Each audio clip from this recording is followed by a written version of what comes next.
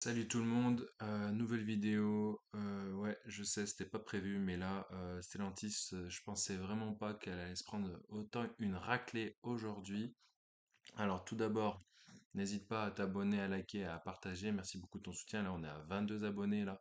Il y en a encore qui sont toujours pas abonnés. Faut vraiment pas hésiter, hein, ça me donne la force pour continuer. Je vous remercie. Passons maintenant aux indices. Vous voyez, CAC 40 et le SBF 120, quasi 1% de perte. Donc là, on peut dire c'est vraiment une journée rouge. Et donc, vous voyez, hein, toutes les valeurs, elles sont dans le rouge, hein, comme vous pouvez le voir là. Je les fais défiler. Bon, AXA, voilà, elle tient. Crédit Agricole, 0%. Donc, ouais, elles sont pas vraiment dans le vert, hein, celles qu'on aperçoit ici. Voilà, donc ça, c'est tout ça, c'est le CAC 40. Voilà.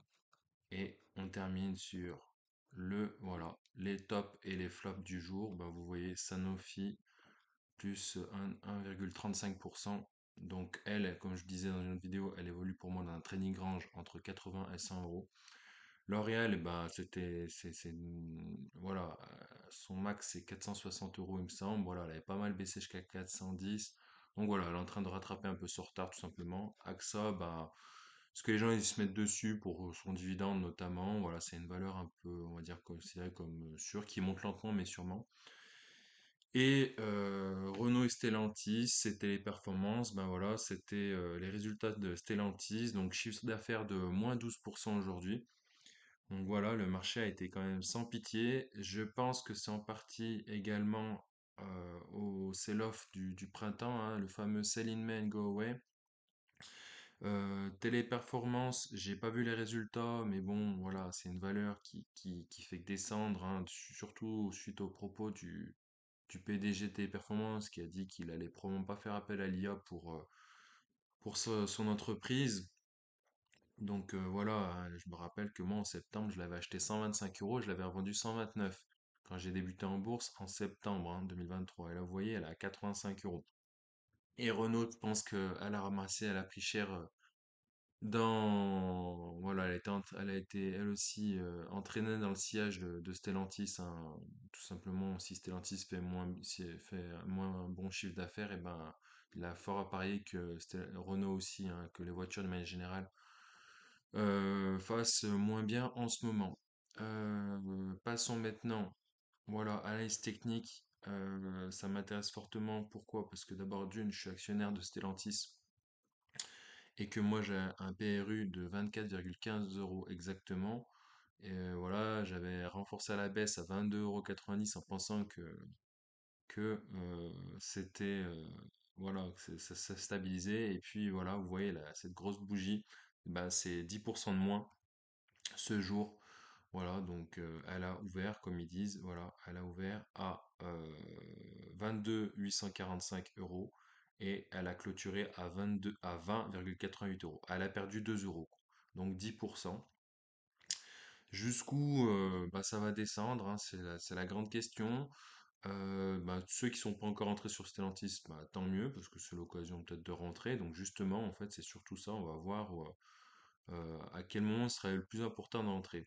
Donc, je vous ai dessiné les supports que j'estime être majeurs. Donc, il y a un support décrit aux alentours de... Voilà, je monte un peu.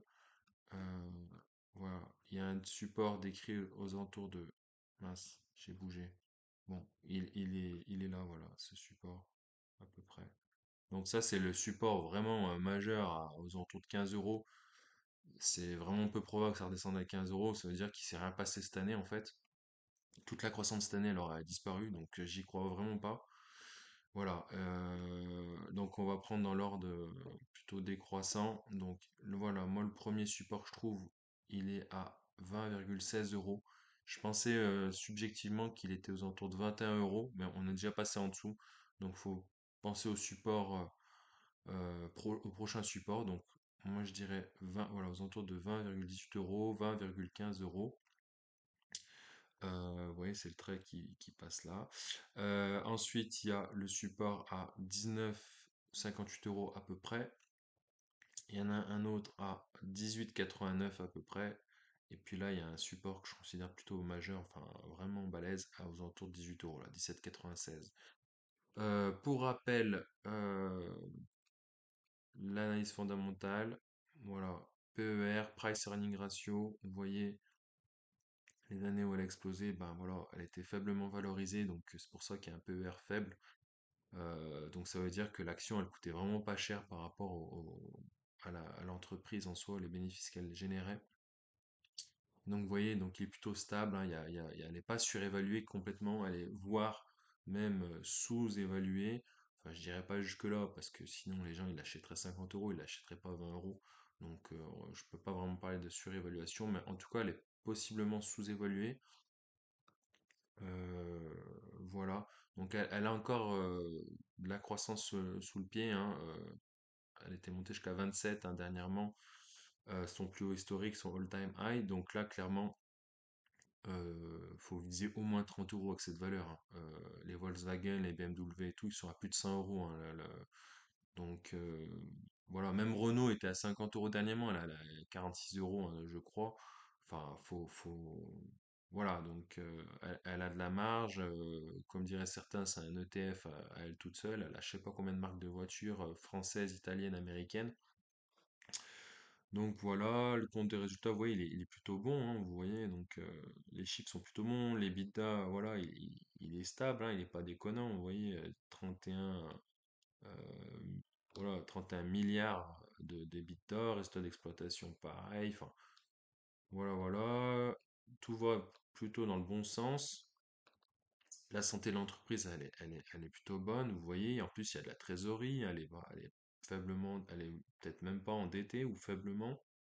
Euh, Vous avez vu avec moi, des fois, il y a des valeurs où la barre bleue elle est en dessous, donc ça veut dire qu'il y a de fortes dettes, je pense. Voilà, le bénéfice net par action, donc le dernier dividende, il est à 1,55 €. Le prochain sera probablement 1,56 € et en 2025, 1,61 €. Voilà, donc ça à titre, voilà, vous voyez le PER historique stable, rendement. Voilà, notation zone bourse pour Stellantis, ouais, 5 sur 5, 5 sur 5. Je crois que c'est la seule valeur que j'ai vue sur zone bourse où il y a 5 sur 5 pour l'un trading et 5 sur 5 pour un autre investissement. ESG Refinitiv, on s'en fout, hein, c'est pour le côté écolo, la voiture ça pollue, donc forcément elle n'aura pas A. Voilà, valorisation, vous voyez, ils la mettent excellente, vous voyez, PER, valeur d'entreprise sur le chiffre d'affaires, price to book, price to free cash flow, rendement. Ouais, tout est vert, donc en gros, elle coûte vraiment pas cher de ce qu'ils disent. La visibilité, elle est excellente. Le consensus, bah voilà, il est moins fort. Les fondamentaux, il est moins fort également. Et le momentum, il est plus ou moins là. Et les analystes, voilà, elle est très médiatisée, hein. 25 analystes qui la suivent et ils disent clairement accumulé. Et eux, ils visent 28,57 €. Moi, je vous ai dit clairement, il faut viser au moins 30 euros. Donc, ouais, je dis pas que des conneries. Et voilà, moins 28% depuis le 1er janvier, normal, elle vient chuter 10% maintenant. Et donc vous voyez, il la compare à BYD, donc les Chinois, Porsche, Ferrari. Voilà, c'est la fin de cette vidéo. N'hésite pas à t'abonner, à liker, à partager. Et puis dès qu'il y a du nouveau sur n'importe quelle news, bah, j'essaierai de commenter également comme je viens de faire aujourd'hui. Bonne soirée tout le monde, bon week-end du 1er mai pour ceux qui sont déjà en week-end. Bon courage à ceux qui travaillent et puis à la prochaine pour une nouvelle vidéo. Salut!